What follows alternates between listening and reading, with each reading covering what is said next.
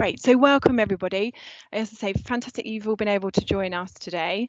And this webinar is the first one for us this year, which is fantastic. And we're going to be sharing the findings from the NHS Health Check Delivery Survey.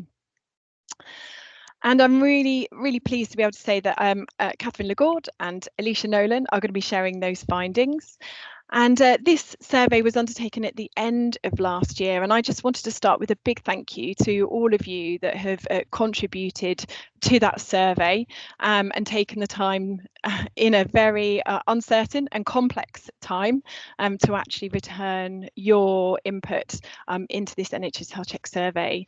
It's a really important piece of work for us, really understanding how the service operates and was delivered over 2019-2020.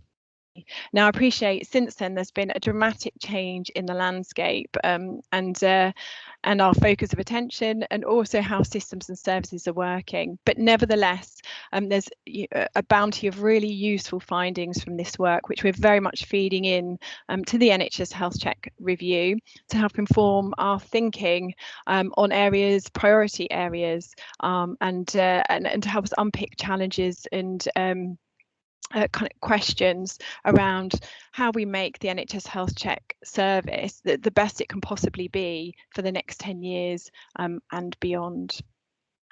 So we're joined by speakers, and I'll let them introduce themselves. And we've got an hour, so we'll start with a presentation from our speakers, and then we'll move on to questions following that. So I'm going to hand over to Catherine, if you'd like to introduce yourself. Thank you. So I'm Catherine Lagarde, analyst in PHE National CVD Prevention Team. And I'm going to start the presentation, and then I will pass on to Alicia. Alicia, you want to introduce yourself now? It might be more logical in the middle. Yeah, sure. So I'm Alicia. I'm the Programme Support Officer in the CVD Prevention Team. Thank you. So if you go to the first slide, which is just to remind people and to explain the aim of this webinar. So as Catherine said, this audit survey we did of delivery. It's really to provide a snapshot of how the NHS Health Check program was delivered in 1920.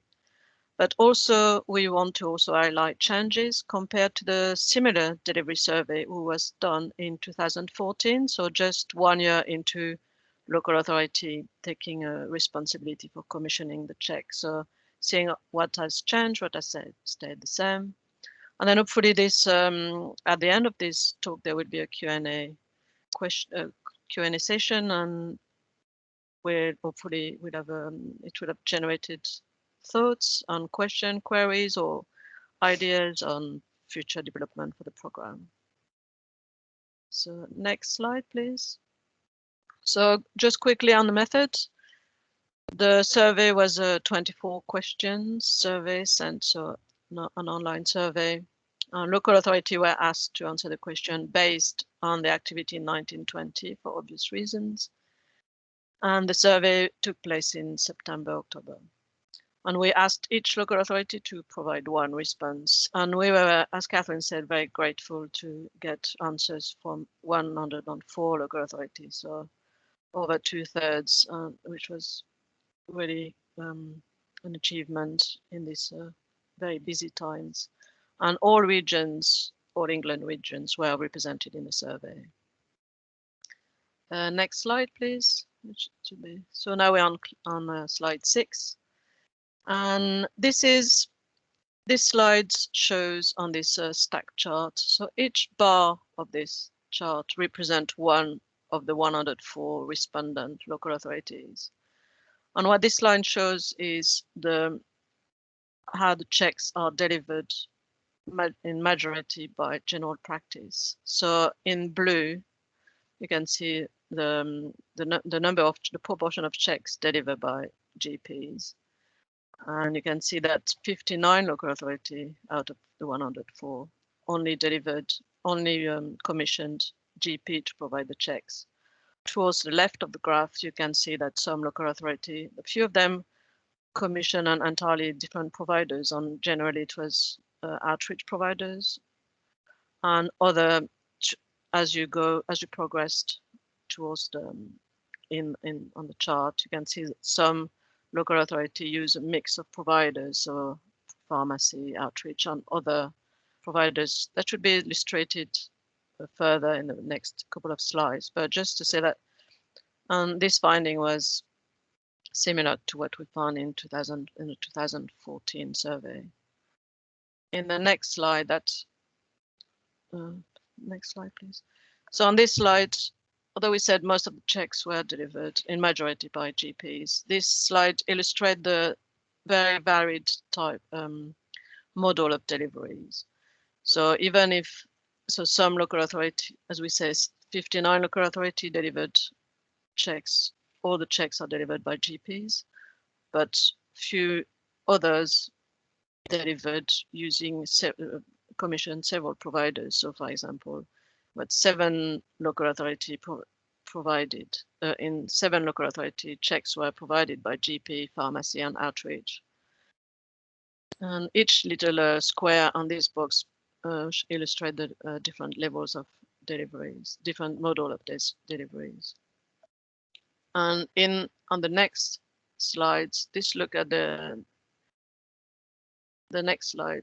Look at the same idea of, but mostly in number of checks. So 75% of GP deliver in 75 local authority, the GP deliver at least 90% of the check. But we also had 6 local authority at the bottom of the flow chart, for example, where outreach providers deliver 90% of the check, and then there's everything in between. So it's a varied picture. Next slide, please. So among GP provider, we were interested in knowing how do people identify their people who are eligible for an NHS check, or do they know who to invite? And similarly to what was found in the 2014 survey, and not surprisingly for GPs, they mostly use the GP clinical system to identify persons who are eligible for a check. Obviously, although this solution is available in a couple of local authority in terms of pharmacy provider or community outreach, most of those providers use opportunistic, did find eligible patients opportunistically, so they came into contact with them and then realized that they were eligible for an NHS check and then offered them an NHS check. And this is similar to what we found in 2014. And the next slide, please. So then we were wondering, how do people prioritize who to offer an NHS check? So people know how many people are eligible for an NHS check in their area, or do they prioritize who they are going to invite first? And same as what was found in the 2014 survey, for most providers, age was the most common method for prioritizing people eligible for a check, the people they were going to invite. Although also we found here that some providers used other criteria to invite people eligible. For example, the estimated risk of CVD using Q-risk, and also maybe based on other socio-demographic characteristics. Next slide, please.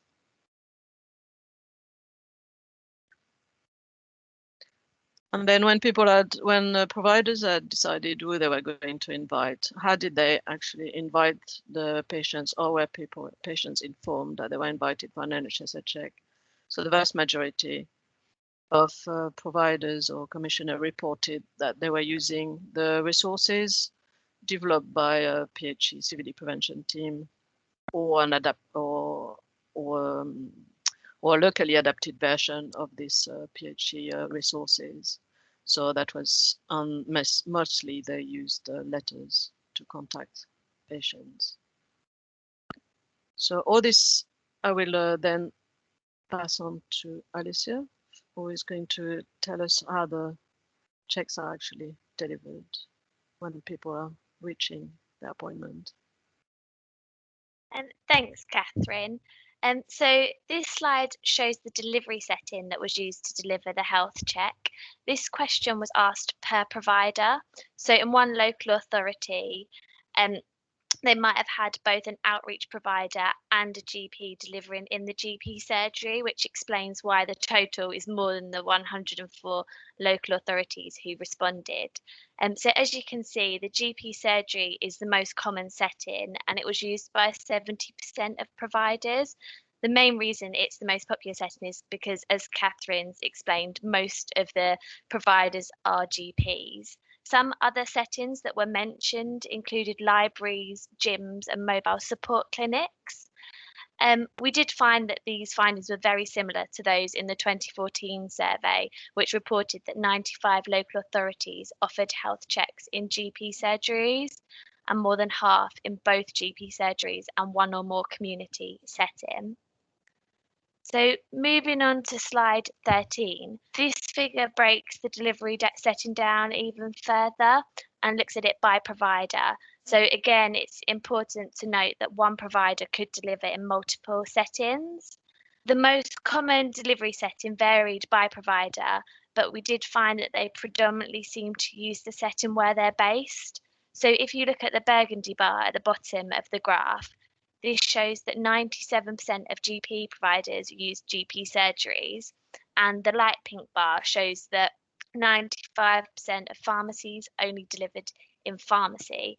There's only a very small percentage of GPs and pharmacy providers who did deliver in other settings. In contrast to this, community outreach providers delivered in a range of settings, and often one provider would deliver in multiple settings. So this is shown by the green bars. The most popular settings for community outreach providers were the workplace and community centres. So moving on to slide 14, this shows the time NHS health check appointments were made available in each local authority. So out of all of the local authorities that responded to the survey, 49% had at least one provider offering a health check outside of normal hours. So this is where normal hours were defined as between 9 a.m. and 6 p.m. This doesn't mean that all of the providers in that local authority did offer checks outside of normal hours, but at least one. This is actually lower than the 2014 survey, which found that 2/3 of local authorities offered an appointment outside of normal hours. Moving on to slide 15 now.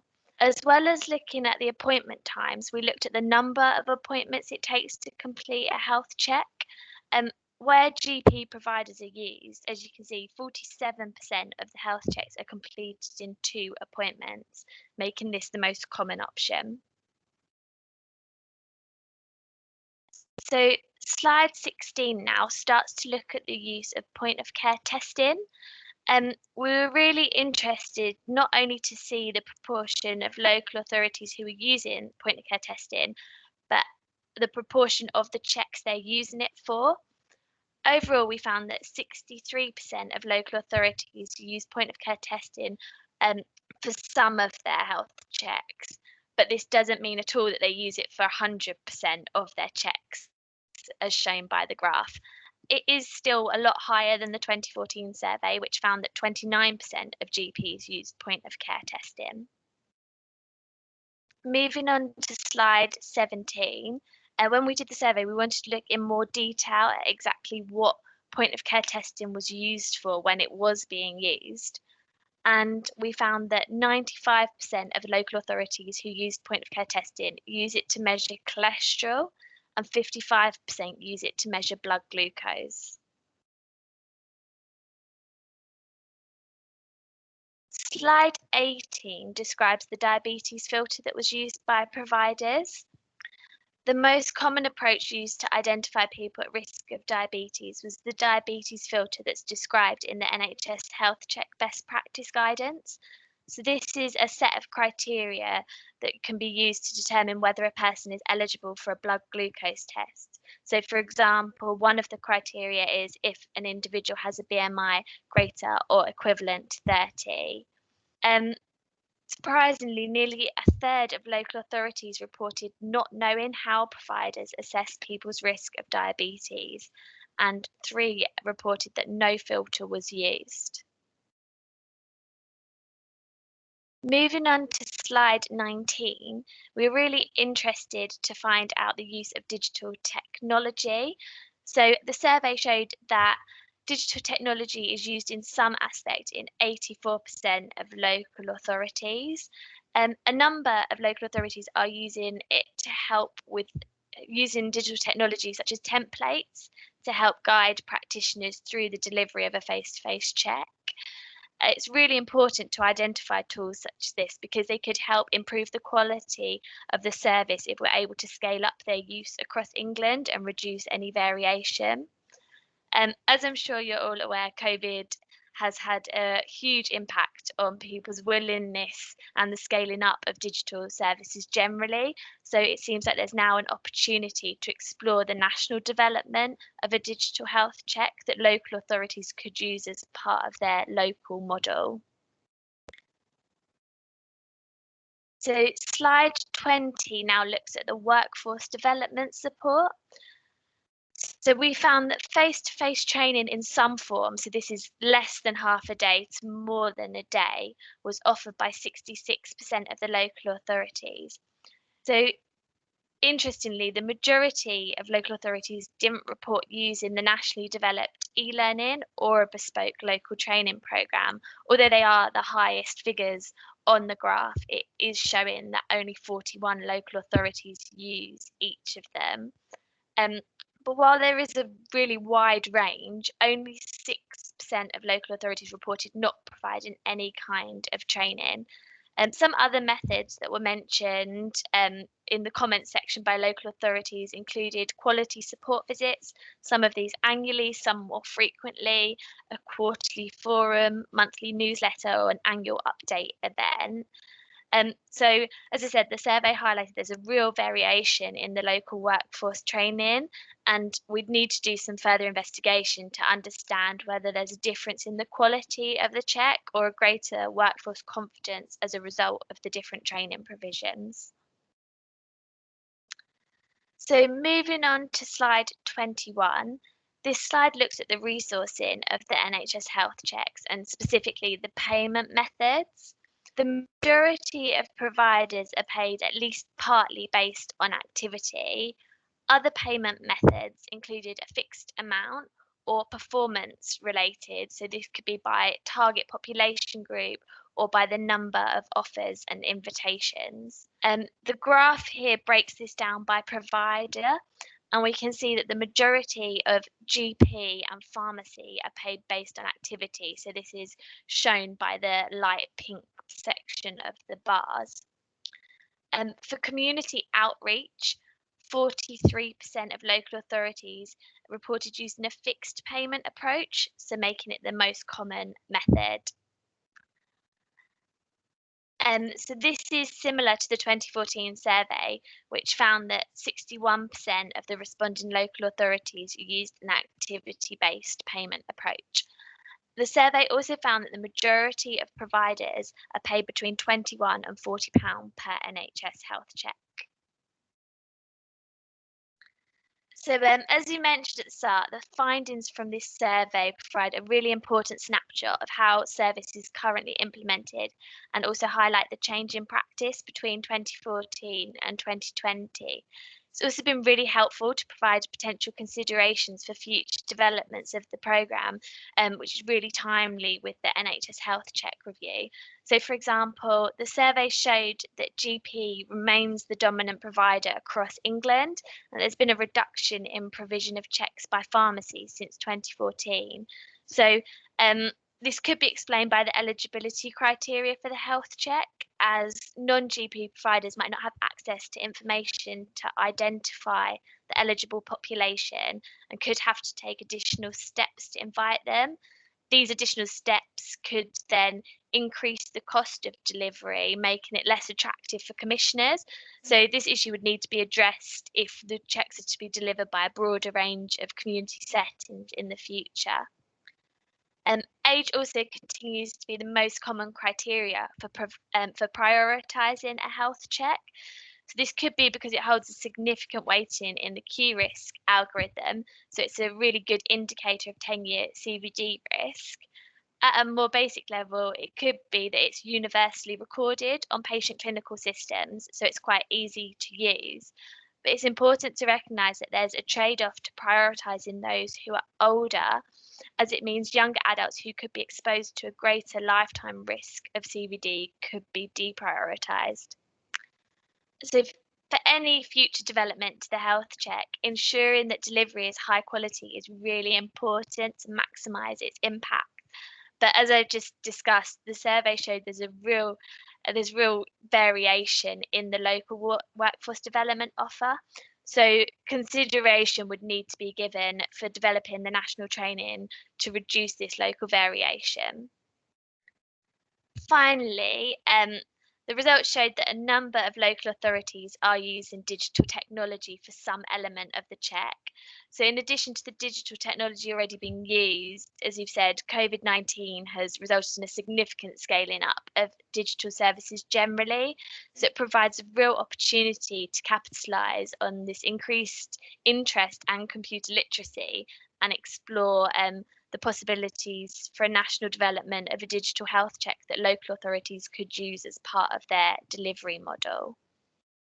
So that concludes our presentation. I just want to say thanks again to everyone for taking the time to complete the survey, as the results have really helped to inform our understanding. So I'll pass back over to Catherine. Great, thanks, Leisha. And these findings, as we've said, have been fed into the work on the NHS Health Check Review, and Alicia there highlighted 4 themes, or 4 outputs that in particular we've teased out very much around the age and actually thinking about universal, proportionate universalism and health inequality. Is age there seems to be an opportunity there, maybe in prioritising invites, not necessarily on the basis of age going forwards. And I think again also thinking about who's providing the check and where they're providing it, and actually whilst GPs and pharmacies are very much in the heart of the community, there are other settings, and if we want to maximise access as much as possible, I think we really need to see some diversification in where those checks are offered, and we do see pockets of that in different locations across the country. But how might we be able to scale that going forwards, and what are the things that need to be done nationally to enable local commissioners and providers to take advantage of using different settings?